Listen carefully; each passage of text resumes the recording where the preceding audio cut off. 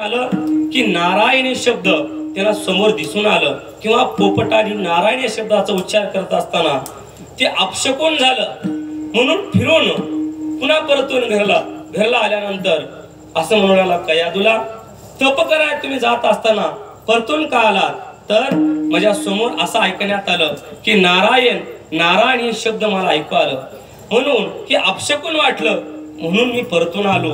असं म्हटल्यानंतर त्या रात्री भोग दिल्यानंतर नारायण या शब्दाचा भोग दिल्यानंतर महाराज 10 वर्षापर्यंत प्रल्हादानी आईच्या पोटात होते.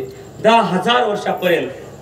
त्यावेळेस 10,000 वर्षापर्यंत प्रल्हादानी आईच्या पोटात होते.